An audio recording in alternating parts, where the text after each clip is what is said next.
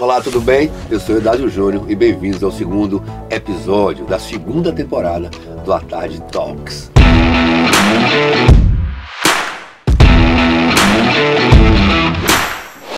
E hoje a gente vai falar de saúde. E eu fico muito à vontade de bater esse papo hoje, porque foi uma coisa que eu optei há 11 anos atrás.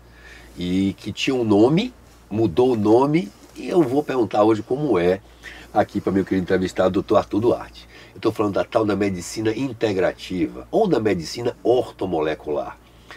Né? Esse achado, né, que vem transformando a vida e a cabeça das pessoas, melhorando a autoestima, fazendo elas se sentirem melhores e ajudando elas a entenderem o mundo de uma maneira, digamos assim, mais coerente do que nós fomos estudados. Eu estou certo, doutor Adolfo? É isso mesmo? Você está certo sim. Antes de tudo, obrigado pela oportunidade de estar aqui com você. Muito obrigado por trazer para a gente tanta competência. Muito obrigado. Mudou de nome, nem diria, sabe, Eudásio? Na verdade, eu prefiro dizer que nunca teve um nome, porque nominar ortomolecular como medicina nunca foi correto.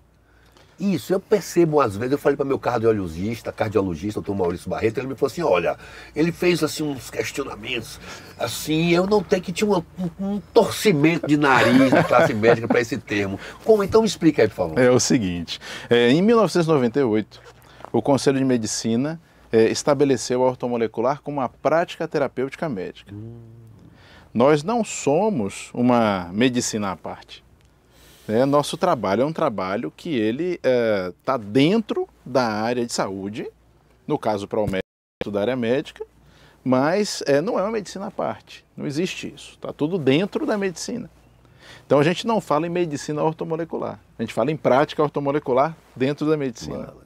Então em 98 o Conselho de Medicina reconheceu a gente dessa maneira, tanto que eu sempre falo nisso, porque até hoje tem gente que fala, não é reconhecido pelo Conselho de Medicina, mas é sim.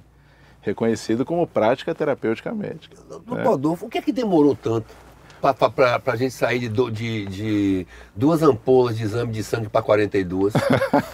É verdade, rapaziada. Você vai no medicina, você chega lá, são os 2 braços, que sai 36 tubos de um e mais 6 do outro, que parece que vão acabar seu sangue. É verdade. Às vezes pode ser mais. Vai ter até mais 50. Mas por que assim? O que foi esse grande salto? Porque é a forma de interpretar, é o que a gente vai investigar. Porque o que acontece é o seguinte, Eudásio. Quando eu estou investigando uma doença em um paciente, eu estou procurando coisas muito específicas e eu posso estar fechando mais esse foco, então pedindo menos exames para procurar aspectos muito específicos. Quando eu estou investigando a saúde do meu paciente, eu preciso ter uma ideia sobre como está tudo nele, tanto quanto for possível. Ou seja, está se aprofundando mais, para não fazer aquele exame. Meu colesterol é ótimo, minha glicemia é ótima, e está tudo bem, ele está com sobrepeso, e ele está achando que está tudo bem. Não me diz muita coisa. Então, quando eu faço uma interpretação sobre várias alças metabólicas ao mesmo tempo, relaciono os dados delas todas, sabendo fazer isso, eu tenho muito mais riqueza de detalhes sobre a quantas anda o metabolismo do paciente. É isso que a ortomolecular busca, é isso que a integrativa busca. Integrativa que, de uma certa maneira, veio na mesma esteira. Sim. Né? E que hoje busca também essa ideia e certificação e ser ou não ser, medicina integrativa e tal, e toda essa história, né, que a gente vê, questões mais burocráticas importam muito pouco. Na verdade, o importante é que são linhas de pensamento que buscam cuidar do ser humano como um todo, usando os recursos mais parecidos com o metabolismo mesmo possível. Né? A ortomolecular mesmo cuida muito de usar suplementos nutricionais, sim, usar substâncias que não são estranhas ao organismo. Isso é uma vantagem, porque são substâncias que o grau de risco que você tem a usar é ou muito menor ou nenhum.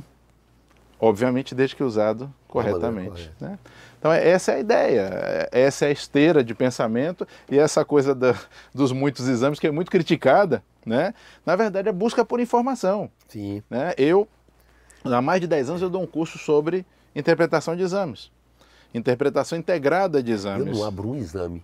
Eu não olho um exame meu, eu não quero nem saber, eu não abro, eu entrego o médico que ele me diz, eu não, minha mãe não sei o que, minha irmã não, porque você é médica, não vê, não, deixa o médico ver, sério, não é ignorância da minha parte, eu não sei se é o medo de um susto, que eu não quero tomar lá, preciso tomar lá adiante, ou eu nunca tive essa curiosidade. Eu não acho ruim, não. A coisa é o seguinte, o exame é seu, importante todo mundo saiba, a amostra é sua. Então o exame é seu, o exame não é do médico. É claro. Tá? Inclusive, para o médico olhar seu exame, ele tem que ter sua autorização. Isso é importante que o pessoal saiba. Então, se você olha ou não, a liberdade é sua. Né? Eu acho que vocês têm que fazer o que vocês querem. Só não tira a conclusão sozinho. Não, isso aí jamais. Eu não uso Dr. Google, não. Mas, assim, sabe uma coisa que me deixou muito amarradão, assim, com a medicina, com essa prática ortomolecular? Porque antes você ia para o médico e ele dizia, você está sentindo o quê? Era um clínico geral. Aí eu, nada. Então tá tudo bem, vai embora. Né? Entendeu? Assim, e eu nunca. E a coisa que me faz é que chama-se a profilaxia, o se preparar para. E Perfeito. Isso é que eu acho que é muito bacana, né? E tipo assim, a suplementação necessária. Eu queria que você me falasse um pouco disso. Falo. Dessa necessidade premente do redundância, e desse processo todo de você se antecipar, de você... Enfim. Isso está no núcleo duro do processo, sabe? A ortomolecular é eminentemente preventiva. E prevenção de verdade, porque tem uma coisa, viu, Dazo, que se confunde muito. O pessoal confunde prevenção com detecção precoce. São duas coisas diferentes. Detecção precoce é muito importante. Fazer exames regulares. Mama, tal. Importantíssimo, fundamental. Ninguém vai questionar próstata. Isso. Mas prevenção não é isso. Prevenção é um conjunto de ações que você vai ter para evitar que as coisas aconteçam de uma forma que você não quer. E a ortomolecular é eminentemente preventiva. Então, quando a gente propõe uma mudança de hábitos, por exemplo, ou o uso de uma suplementação nutricional,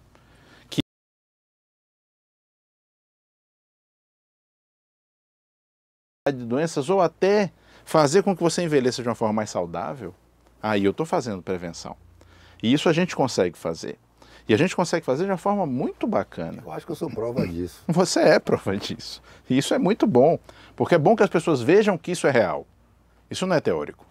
Tá? Na verdade, no consultório, eu atendo há mais de 20 anos. Eu tenho um monte de meninas de 70 e pouco, sabe? Meninos de 70 e pouco, que dão banho de saúde, de estética, resultados sensacionais, tá? Por quê? Porque começaram essa prevenção já há mais tempo, né? Tem a turma mais jovem também, mas que já está há mais tempo fazendo isso, e os resultados são muito bons. Então, tudo isso hoje em dia é muito prático. A gente já saiu há muito tempo do campo da teoria pura, estamos nesse campo da prática que é visível, a gente vê o resultado nas pessoas. Esse resultado de alcançar um processo de envelhecimento muito mais saudável, com menos doença, sair daquele estigma antigo, né? Que você chega a determinada idade, você já tem hipertensão, já tem diabetes, já começa a ficar meio... Tem porra nenhuma disso. Eu sei. Isso é bom.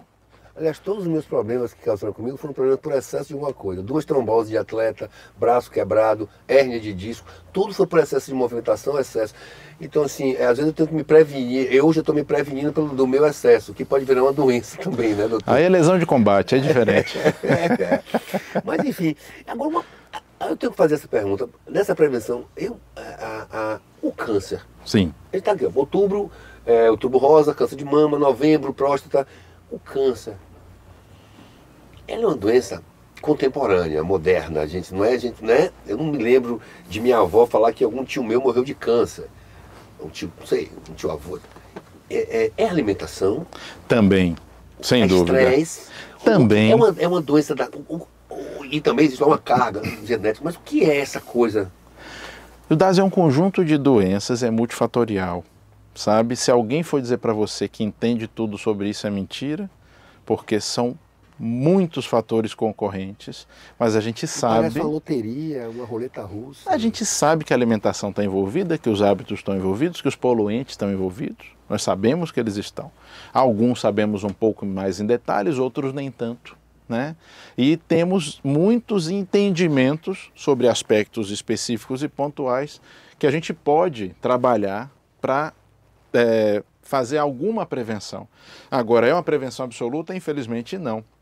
Porque o nosso grau de entendimento, pensando no conjunto da obra, ainda é muito pequeno.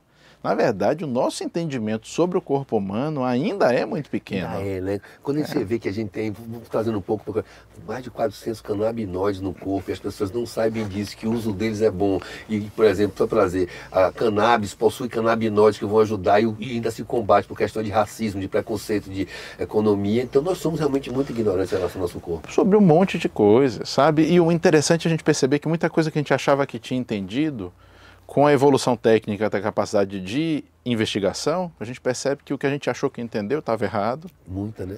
Muita coisa. Então, eu falo sempre, até para os meus alunos, quando eu estou dando aula, eu falo isso, olha, cuidado com as certezas. Quando você tiver com muita certeza sobre alguma coisa, pare, porque provavelmente você já está fazendo alguma bobagem. Quem morre afogado, quem sabe nadar, né? Exatamente. Vai pro fundo, Vai lá pro é fundo, o peixe é grande, né? Aqui na beira, piabinha, ele tá batendo aqui, Não né? tem problema, Lá não tem é fundo, risco. é. Meu pai dizia, só quem morre afogado, quem sabe nadar, né? Quer saber demais. É verdade, é verdade. Então, tá com muita certeza, para, reflete, volta, reavalia tudo, porque provavelmente já está fazendo alguma coisa errada. A gente precisa continuar estudando.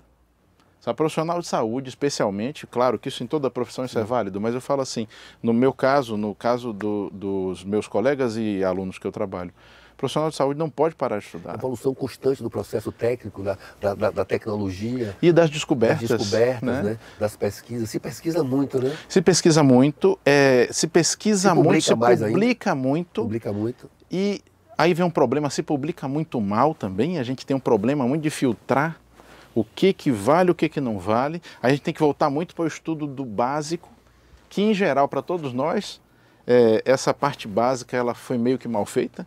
Então a gente tem que voltar a estudar o básico. Sim, totalmente mal feito. É muito complicado. Doutor, me remeteu à escola, no meu primário, como foi mal feito aquilo ali. E hoje minha filha, com 12 anos de idade, fala quase 2 línguas já e dando baile em todo mundo. É diferente. Eu com 12 era um oreba. Tudo mudou. Mas falando muito também, Eudásio, sobre a própria universidade. E pensando que a gente começa ali os primeiros anos muito preocupado em passar na disciplina, não tão preocupado em aprender mesmo, né? Aqueles conteúdos, até porque a maior parte das vezes aquilo é colocado para a gente como se fosse uma via crucis. É a parte chata e ruim que você tem que passar para chegar na parte boa. E não é verdade. Dinheiro, né? Justamente, e aprender a parte prática. Eu falo, mas você vai saber o prático sem saber a base? Você vai aprender a fazer sem saber por que você faz? Aí você é peão, vira aplicador de técnica. Isso. Numa boa, quer saber? Claro, é zero estresse. Tudo bem, mas assim, você vai ser aplicador de técnica, tá bom, então não opine não. Fica com sua boquinha fechada. E assim, boa. Não é? Então, é porque infelizmente hoje em dia é isso, sabe? Falar devia depender de um porte de arma, alguma coisa assim. Um psicotécnico, coisa desse tipo.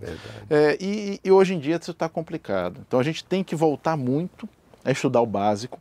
Eu converso muito com os alunos isso, que hoje o pessoal tem um fetiche por artigo científico. Eu falo, olha, se você não tem domínio mínimo nem sobre o conhecimento básico, como é que você quer estudar sobre artigo que saiu hoje? Se tivesse escrito qualquer bobagem ali, você não vai saber. Porque você não tem domínio sobre a base do conhecimento que é necessário para entender aquilo ali. Então a gente tem que voltar para o básico e estudar o fundamental. Tem que voltar para a fisiologia, para a bioquímica, para a biofísica, para a anatomia, para a histologia. E essa parte realmente é necessária, porque senão sai qualquer bobagem, você lê aquilo ali e assume que é verdade porque está publicado. Infelizmente hoje em dia isso não é prova de validade de nada, né? E é mais um problema, é mais um problema. Doutor Adolfo, me explica uma coisa. A gente está num avanço tecnológico absurdo. Nas questões laboratoriais, nas questões de exames, de tudo. A gente passou um momento muito estranho que foi da Covid. De lá para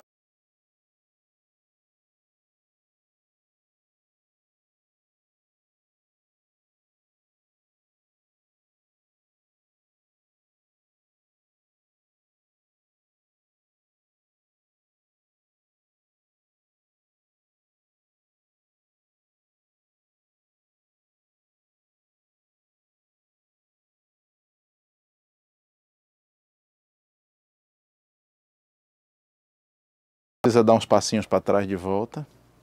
Eu espero que isso aconteça. E algumas interpretações equivocadas aconteceram. Então, espero que isso com o tempo se corrija, né? E você sabe que isso é um tema sensível, a gente tem que tomar cuidado de falar sobre isso. Sim. Até para depois não derrubarem o vídeo da gente. Não derrubar não, Mas assim, eu estou escaldado de falar coisas sem ele me derrubar. Passei 20 anos tentando me derrubar. Mas é um conjunto de coisas que são muito questionáveis e que, eu te digo assim, tem muita coisa atropelada, né? Eu espero que muito seja esclarecido, que se extrai muito aprendizado disso tudo, tá? Espero mesmo que isso aconteça. Alguns aprendizados já foram extraídos, né? E vamos ver o que o tempo nos traz, né? Uma das coisas que eu acho que deveria ter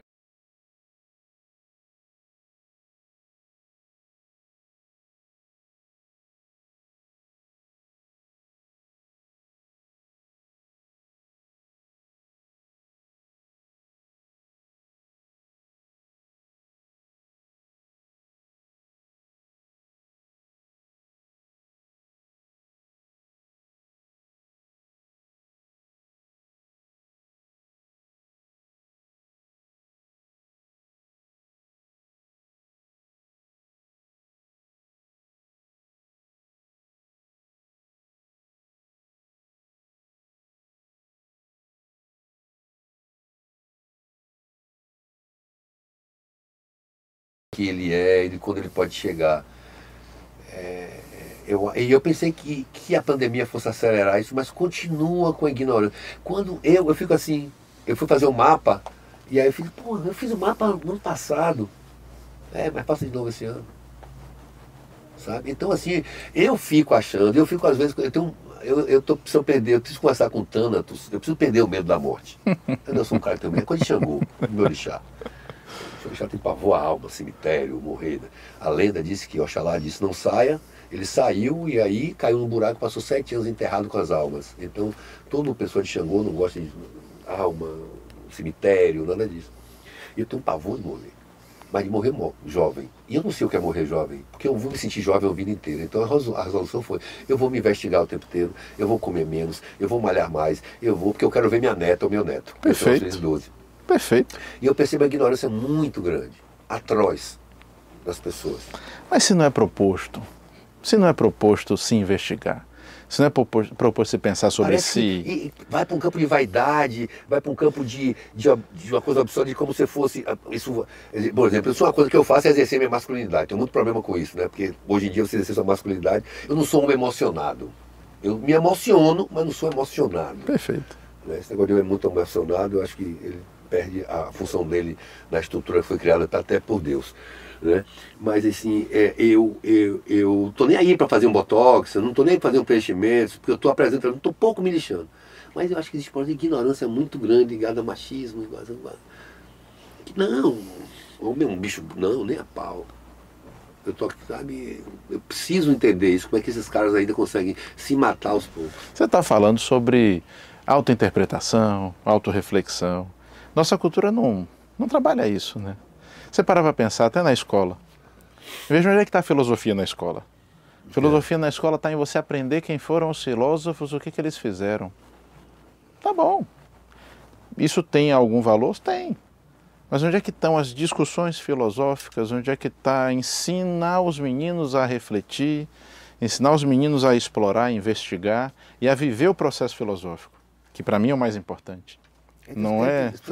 Não entende filosofia é vida, né? Exato. Fica tudo, parecendo, viu, o Eudásio, que é uma masturbação intelectual. Não é isso. Tem uma coisa cara. assim, pô, você é imbecil, chato, cara que fala cabeção, não sei o quê. Ele tá entendendo o mundo, tá entendendo tudo. Filosofia é viver. Né? Então, assim, isso não é proposto. Você vê, a gente tem uma cultura que a proposta da cultura é o seguinte: trabalhe durante a semana achando ruim para no fim de semana encher a cara de cachaça, ouvir música ruim e ficar triste porque segunda você volta a trabalhar. Gente, isso é a coisa mais imbecil que existe na face da Terra. É a nossa cultura. Então, fica complicado. Não dá nem para cobrar de boa parte das pessoas que tem esse entendimento que você está propondo. Eu começava todo dia meu programa de rádio, e sempre vou começar dizendo que o dia que eu mais gosto é segunda-feira. Sim. Eu sinto que é um dia melhor, eu sinto produtivo. Eu não gosto do lazy Sunday. Eu não gosto daquele sentimento. Pô, domingo de tarde, eu tô assim, pô, domingo de tarde eu tô agoniado, eu tô honrando.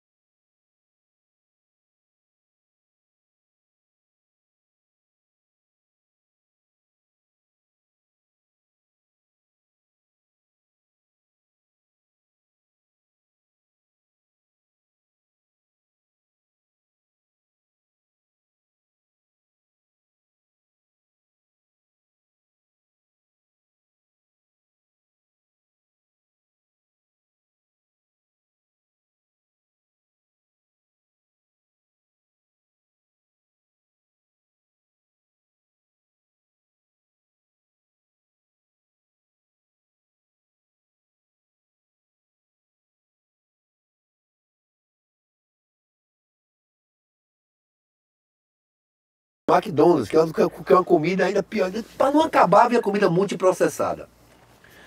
Eu não consigo entender ainda como é. Eu não consigo entender um pacote de salgadinho daquele, o cara comer aquele negócio. Eu não consigo entender como comer um isopor daquele amarelo e acha que é bom. Você sabe como é que isso se chama? Eu quero que ele imagina que entrou dentro dele um pacote de isopor. Não imagina, vou te explicar, isso é ciência.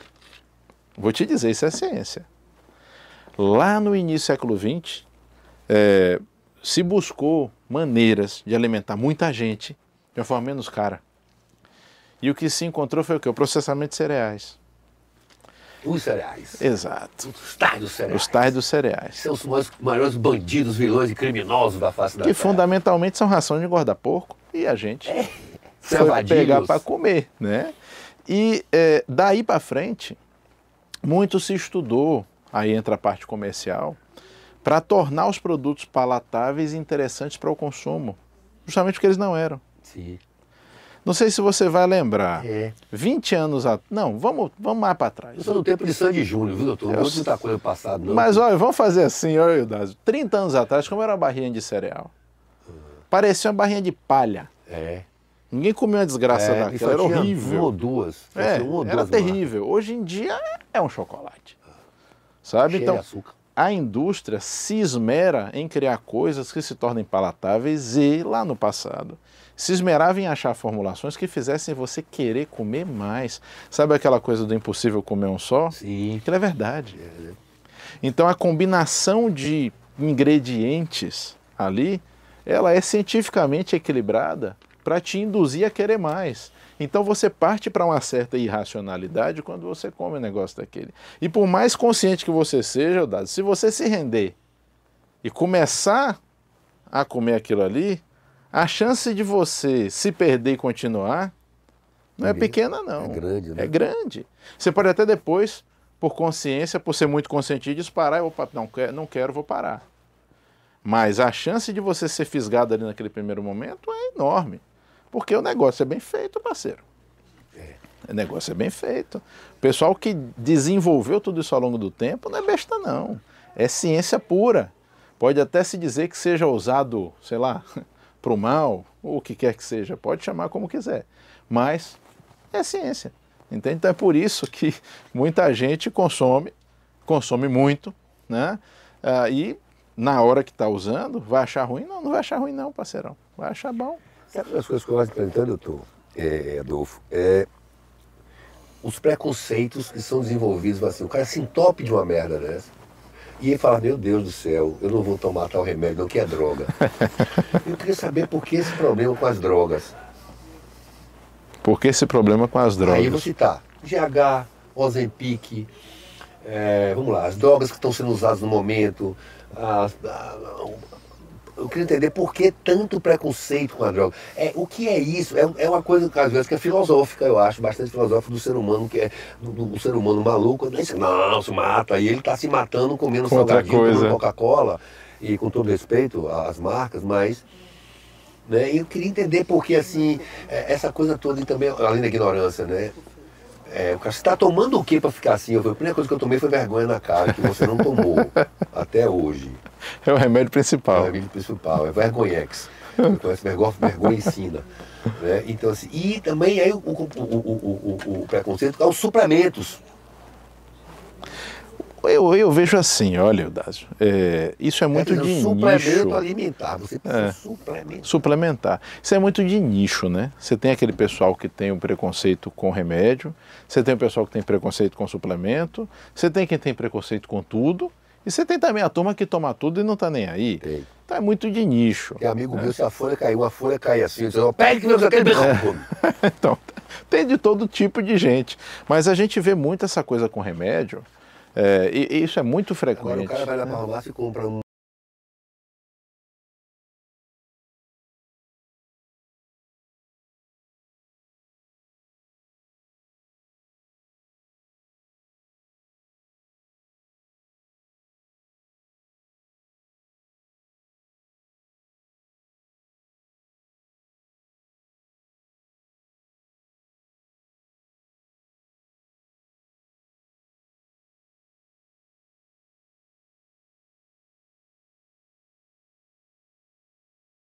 Para meu irmão, que ou para o homem que mandou, sabe para quê? Comprar, tá lá na fila. Sabe por quê? Porque lá não vende sem receita não, irmão. Lá você vai vender 10 reais. Não, irmão, não vende nada sem receita não. Então os caras ficam loucos, porque o médico não dá mesmo, o médico não é responsável para dar. Se a medicação deveria só vender sob receita médica, né? A ideia é essa. Então só falta isso. Era só estabelecer isso. Essa coisa do OTC, né, o over the counter, que é o remédio que você compra ali no balcão.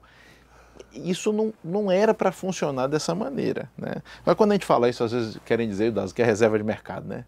Ele quer que todo mundo dependa do médico, mas não é isso. É porque é para depender, porque quem vai saber te dizer o que você deve tomar é o médico. Eu dependo do médico, eu dependo do eletricista, eu dependo de João, que é diretor, eu dependo de Rodrigo, que é diretor de fotografia, eu dependo de Mônica, que é produtora, porque eu não sei fazer nada do que eles fazem. Por isso que eu os contratei. Justamente. Estou um pouco lixando, se eu não sei fazer, eu vou contratar quem sabe fazer bem. O pensamento tinha que ser assim para tudo. Então, se esse pensamento que você coloca tinha que ser o mesmo para o médico, né? E o pessoal acha que pode chegar na farmácia e comprar uma caneta, né? E usar para emagrecer. Né? E não pode. E a dependência, porque ele vai começar, principalmente que é uma dependência. Ele não vai, se ele parar e tomar, ele volta a ter o processo. Porque é na cabeça, né? Tudo é na cabeça. Tudo começa na cabeça, né? Tudo é consequência do que você pensa. A ação é consequência do pensamento. Isso aí é infalível. Então, precisa desse processo modulador. Quem é que vai estar no meio do caminho para controlar isso aí, para que aconteça da melhor maneira? Tem que ter o domínio da técnica. Sim. E a pessoa comum, ela não vai ter domínio da técnica. Então, ela não tem como distinguir o que é melhor ela fazer. Até para se interpretar do ponto de vista técnico e saber o que ela deve fazer, ela não tem como saber. Então, era simples. Estabelece-se que todo medicamento vai ser vendido com receita médica. Ponto. Só que você sabe que isso não vai acontecer, né? O que é hoje na medicina integrativa de suplemento de que vocês que o homem não pode deixar de tomar? Eu tenho certeza de 3. Jogue. Não faltou hoje, eu vou comprar. Ômega 3. Creatina e a proteína do leite. Pronto, vamos lá. 3 coisas boas, 3 coisas boas. Eu uso eles diariamente. Sim. Eu acho que... E às vezes eu sinto a diferença. Eu passei 5 dias que eu viajei e não tomei a creatina. E a minha força diminuiu. Você sentiu diferença? Me senti diferente, sim. Sim, um exercício que eu faço com 50 quilos, eu fiz com 45. E você que treina a sério pesado, você sente mais. Eu puxei, fiz, oi? Aí diminui o peso e fiz. E aí, tô cansado, tô de ressaca, não sei o quê. E daqui a pouco eu voltei a conversar com o pessoal. Eu falei, você tomou a creatina? Eu falei, esqueceu. Olha, dos 3 que você escolheu, a creatina é hoje o suplemento mais estudado. A gente brinca que creatina a gente queria botar na água potável. Não entendo uma pessoa com mais de 35 anos fazer musculação sem usar creatina. É claro que doses vão variar, tem que ser prescrito isso, mas aí eu concordo. O ômega 3 varia muito, Eudásio. Varia de qual e como e para quem. Porque, na verdade, nossa alimentação ela tem um problema, ela é riquíssima em ômega 6. Então a gente fica num desbalanço entre ômega 6 e ômega 3. Só que aí você pensa, não, vou balancear, vou dar mais ômega 3 para balancear. Só que aí eu consigo o quê? Eu consigo o excesso dos dois. E todo excesso é ruim. Sim.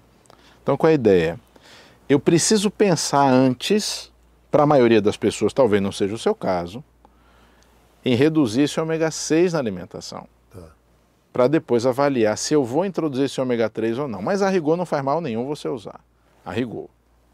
E no caso da proteína do leite, pensando no caso da whey protein, está falando aí das proteínas do soro do leite, né? É um complexo proteico muito interessante, altíssimo valor biológico, né? Nutricionalmente interessante, que vai completar o que você precisa de proteína no dia.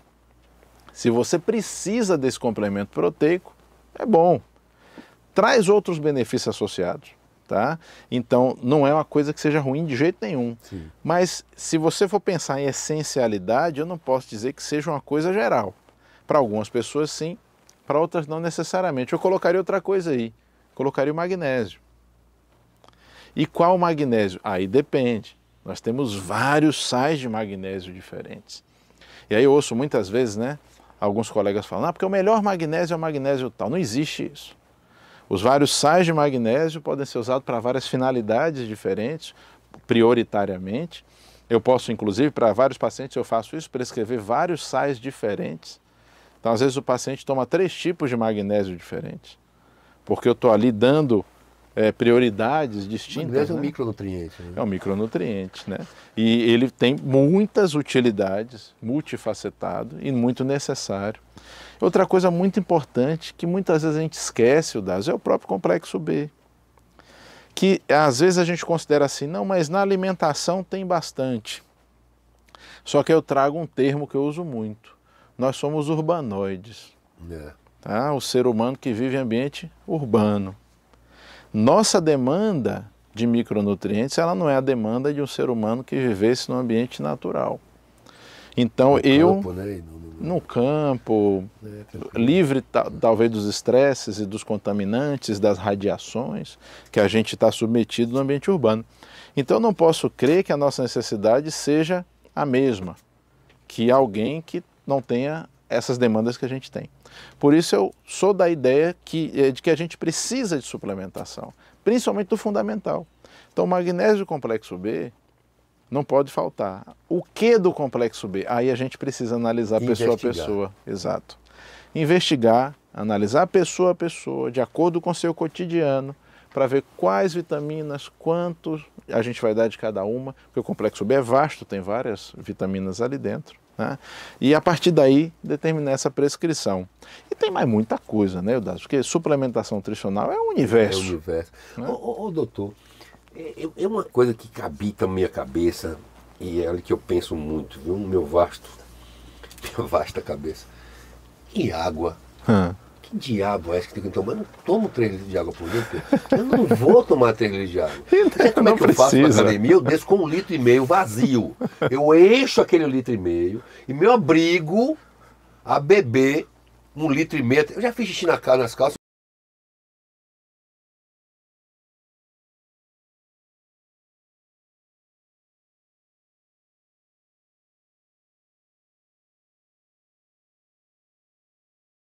Tô assim, aí o cara passa, o que esse maluco tá fazendo? Aí eu tô assim, eu tô mijando numa garrafa, que eu tô mijando aqui, porque o desgrumado mandou beber 2 litros de água por dia. Enfim, brincadeiras à parte, eu não vejo meu gato beber 2 litros de água por dia e tá lá pulando, feito um maluco pra tudo quanto é canto. O que é certo, o que é errado, foi mal direção me mexer aqui, viu? Mas o que é certo, o que é errado, 50 ml por quilo, você tá 90. 5 vezes 9, pô. Vou te dizer, ninguém sabe. Existem propostas. 4,5 litros, não, existem propostas, assim. Eu costumo trabalhar com a ideia de 33 ml por quilo de peso. Já dia. Aliviou, 9 vezes 3, 27. Já estamos aqui em 2 litros 700. Já é difícil, mas... Mas olha, Dado, isso é só uma convenção. Porque certeza a gente não tem. Porque, reparem, teria que considerar o teor de água dos alimentos. É isso. E eu não vejo ninguém faz essa conta tão precisa assim. Gato bebe pouca água, quando ele está na natureza, ele come bicho, ele come um bocado de coisa que tem que se presume que ele está se hidratando.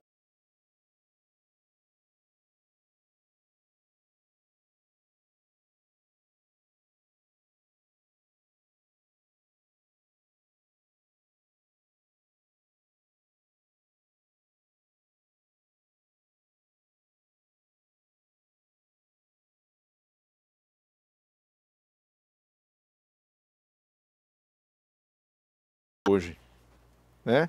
E sempre também dependendo dos exames, que a gente consegue perceber nos exames se você também está falhando demais. Então, se eu percebo no exame que está falhando demais, eu falo, você precisa beber mais água do que você bebe hoje. Essa coisa da quantidade talvez não seja tão prático. Ou então, quando eu percebo que é uma situação muito crítica, a gente estabelece uma coisa mais simples. Então, por exemplo, a cada 1 hora você pega um copinho daquele plástico e toma um copinho daquele, porque a quantidade é pequena, ninguém vai ter dificuldade de tomar aquilo. Né? Até porque tem um detalhe, beber água pensando em hidratação, não adianta você chegar em um momento do dia e tomar 1,5 litro. Tem que ser volumes menores distribuídos, né? É só você perceber quando você vai ver um jogo, dá um exemplo aqui, um jogo de tênis, os caras passam 6 minutos, 10 minutos, quando para que rola, dá um gole e volta. Ninguém fica...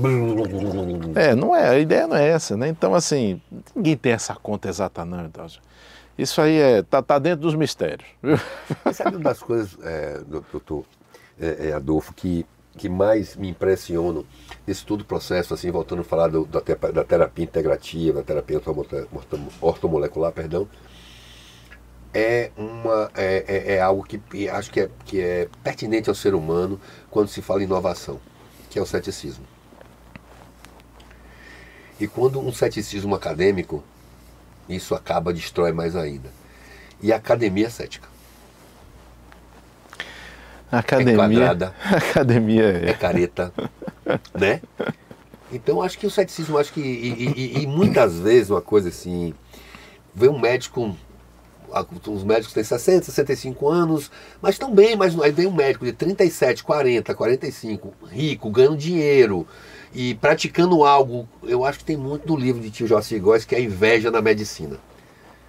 Tem demais. Eu acho que esse ceticismo é muito provocado muito mais por inveja, às vezes por descreditar, como diria Milor Fernandes, né? O uso específico do palavrão. Ele é médico porra nenhuma, né? O porra nenhuma é algo que você bota aquele seu embatente, aquele seu algoz, aquele seu rival, né? Você se satisfaz se ele é isso, porra nenhuma, advogado porra nenhuma, né? É verdade. Então acho que é mais ou menos por isso, né? O ceticismo é muito pelo porra nenhuma do que... Cara, você sabe o que acontece? Eu não vejo esse tipo de comportamento como cético e audaz, eu vejo como reacionário. Reaça mesmo. Né? Porque o ceticismo, ele, até um certo ponto, ele é bom. Repare, não, ele é como medo, né? Você traz um conceito estranho. Olha para aquilo e fala, não, peraí, me mostra porque eu não vou crer apenas porque você me disse. Então eu sou cético, né? Aí você me mostra, eu vou avaliar. É que essa parte falta. Essa parte aí. A maioria das pessoas não quer nem olhar. E vai embora. Eu te falo, olha, eu nunca tive um colega, independente da idade, que me desse 10 minutos sentado conversando sobre o assunto que não topasse, que não se convencesse do valor da coisa. Porque não tem nada de excepcional. Quando a gente fala numa abordagem na prática ortomolecular integrativa, a gente está falando em bioquímica e fisiologia aplicada, não tem nada de estranho, esquisito. O problema é que a gente também tem o outro lado. Tem o lado da turma que é charlatã e vagabunda mesmo, que pega o nome comercialmente, um bocado. Faz um monte de maluquice. E aí queima o filme, né? E isso atrapalha. Então eu entendo, inclusive, a resistência de muitos colegas. E o mundo vaidoso esse que a gente vive agora, né? É complicado. De imagem, de marketing demais. Marketing demais. Mas eu entendo a resistência. Bota uma bunda imensa na internet e fala assim, bota uma foto da bunda imensa, faz tudo posto naquilo que me fortalece. Mateus 45, né? Acho engraçadíssimo isso, velho. O cara bota a bunda pra jogo, os peitos pra jogo e bota lá assim, eu não ando sozinho, Jesus está comigo. Eu acho maravilhoso isso. Eu acho isso de uma libertação fenomenal. Pô, essa bunda é grande porque Jesus me deu, entendeu? Graças a Deus, muito obrigado por ter esse peito lindo. Né? Fantástico. Não é bom isso? É bom demais, eu adoro isso. Mas, Não foi agora aquele Carlinhos Maia virou analista político e econômico, e o Brasil tá mal, o Brasil tá mal. Sabe por quê? É porque ele tinha uma tal de hamburgueria, quebrou mais de 100 pessoas, mais de 100 hamburguerias quebraram. Aí ele foi falar sobre política. Ai, a internet. Mas vamos voltar para a medicina. É pior. sim, mas é sobre isso que a gente estava falando. Eu entendo o ceticismo, eu entendo a resistência, quando você vê que uma coisa já foi tão mal usada. Mas eu acho que é ignorância. Viu? Também, essa é a parte complicada. O que tinha que ser feito? Vamos sentar para ver o que é isso?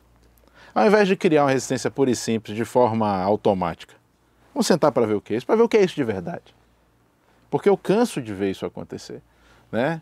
Não, Dolfo, eu fui no outro médico e ele disse, não queria nem ver sua receita porque não acredita. Eu falo, mas é igreja? Nós estamos falando em crença? Não estamos falando em crença, né?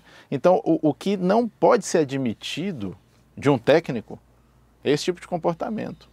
Você me traz uma inovação técnica, eu tenho que parar pelo menos para observar, ver o que é aquilo. Eu posso até discordar, tudo bem, mas depois que eu investigar, né? Essa coisa que não tem nem investigação, não tem nem conversa, não tem nem diálogo, isso é estúpido. E infelizmente estupidez é o que mais acontece hoje em dia. E sabe, doutor Adolfo, também uma coisa que as pessoas, o mercantilismo na medicina, logicamente o mercantilismo em qualquer profissão que tenha um aspecto diretamente relacionado com o bem-estar do homem, direito, advocacia. Então acho que essa pauta nova do querer ter, aqui não é papo de querer ter, ser ter, não é isso, mas é porque a venda está aí, né? A venda está aí, esse é o motivo de tanta gente podendo. Você está andando na rua, vê um cara passando com a camisa Gucci, um boné Nike, um tempo, sabe que tudo aquilo é falsificado, mas ele tem que se sentir pertinente, pertencer àquela coisa ali. E acho que isso acontece num nível maior, mais educado, mais fino com a medicina em determinados aspectos. Né? Você vê médicos com vestidos parecendo que estão num desfile de moda. Eu estou até usando a calça apertadinha. Tá? Entende? Então, assim, eu acho que às vezes se desqualifica um pouco. Eu acho que é isso um pouco que a cátedra fala. Ele pede o físico do rolê, ele pede o personagem. Concordo com você. Do médico. Concordo. Cuidador, o médico vaidoso, o dinheiro, o carro. E os médicos, e não adianta. O homem quer o bom. Ninguém quer ruim. Isso transmite uma ideia bem equivocada e transmite um foco deslocado. Totalmente. Né? Totalmente. O profissional de saúde tem que demonstrar que o foco dele é te ajudar na demanda que você trouxe. Tem que ser esse, não pode ser outro. O profissional de saúde não precisa fazer nenhum voto de pobreza, nada disso. Mas tem que estar claro para você que busca o profissional que o foco dele é te ajudar na demanda que você trouxe. Se você percebe nele o foco na própria vaidade, o foco em comprar apartamento lanche boi, aí complica. Ele entende mais de boi do que de medicina. Fica complicado, entendeu? Então, assim, eu vejo muito esse deslocamento de foco. Isso é uma coisa que preocupa, porque, infelizmente, muitas vezes o pessoal com foco deslocado alcança muita coisa e isso acaba atrapalhando o próprio público, que fica com a interpretação do que é estar bem sucedido bem deturpada, né? É o conceito de sucesso, né? O conceito de sucesso é um conceito hoje muito esquisito, né? Então, pegando esse conceito de sucesso quase que pelo quanto se ganha, né? E eu posso afirmar que não é por aí. Eu tenho quase certeza, doutor Adolfo, que não é por aí. A gente vê somente por isso que acontece hoje com todo esse novo espetáculo que a gente tem da internet, né, dos influencers, etc. E a gente tem que sempre parafrasear Humberto Eco, né? O idiota da aldeia virou detentor da verdade. É o que eu falei do Carlinhos Maia, né? Tomara que eu não seja processado. Eu nunca fui. Mas é isso, o que me irrita profundamente são esses idiotas da aldeia que do nada se transformam em detentores da verdade, detentores do poder da palavra, e num mundo de incauto, de ignorante, principalmente o que tange a ele mesmo, né? A tomar conta dele mesmo, da sua saúde, principalmente da sua saúde mental.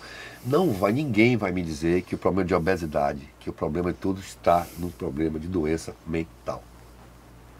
É falar chato, doença mental, parece que está falando de Juliana Moreira, de Mercúrio, camisa de força internar, Roipinol, Aldol, Alcion, não. É o conselho de não... Se ele não consegue tomar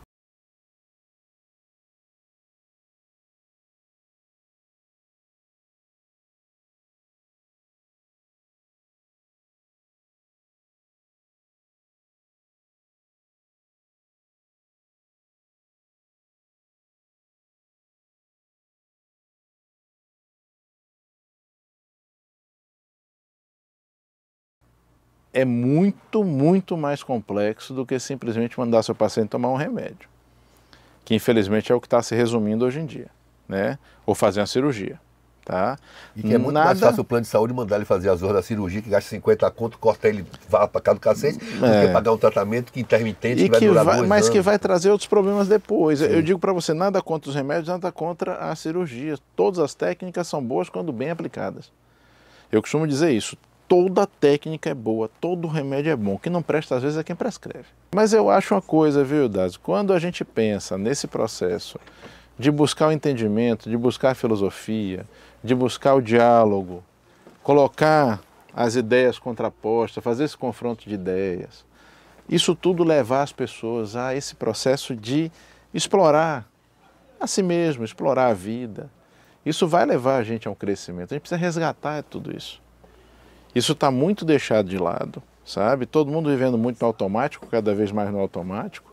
E o valor que tem esses processos, que a gente está conversando aqui agora, está meio que deixado para lá. Então eu digo assim, ó, o estudo da filosofia prática, como a gente conversou aqui, é fundamental, é necessário. Nós temos várias instituições que fazem isso. Em Salvador a gente tem a Nova Acrópole que faz isso. Muito excelente. Então, assim, a gente precisa que as pessoas comecem a descobrir mais isso, comecem a se dedicar mais a isso, porque isso vai interferir diretamente na sua saúde, tá? Diretamente nos seus hábitos serem mais saudáveis, serem mais preventivos, né? Então, está tudo necessariamente conectado. Não tem como a gente desvincular essas coisas. É minha teoria de música, que eu digo que todo mundo não gosta mais de ouvir música. Porque antes uma nona sinfonia de Beethoven durava 2 horas e 45. A gente sobe, a música dos anos 70 era a música que duravam 11 minutos.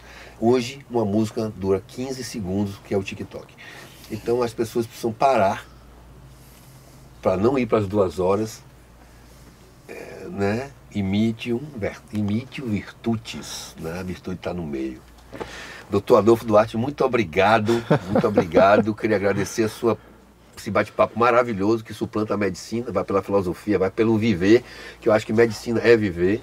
Queria mandar um grande abraço para o pessoal do SEIB, para a Guina Lúcia, para a Janine, vocês são massa. Essa é uma pauta que eu gosto de fazer, porque as pessoas precisam entender um pouco que completamente, que o bom viver, o bem viver está muito na sua filosofia de vida. Com certeza, não é isso? Com certeza. Eu agradeço a oportunidade de estar aqui, me coloco à disposição, sempre que quiser, estou aqui com você. Eu estou com 2 malucos aqui que eu vou ter que mandar lá, Tamília, Angélica e Mônica Carvalho, mandar elas 2 lá bater um papo, estou para uma série com elas. Conta comigo, viu? É muito bom. Rapaziada, esse foi mais um episódio do A Tarde Talks, o 2º episódio. Espero que vocês tenham gostado, eu adorei. Entrevistar pessoas que podem passar um recado como o Dr. Adolfo passou é muito bom. Se liguem aí, se inscrevam no canal, aperte lá a campainha para poder sempre estar sabendo o que vai acontecer e dá um legal. Curte a gente lá que fica tudo muito bem. Semana que vem a gente está de volta. Um beijo grande para vocês. Tchau.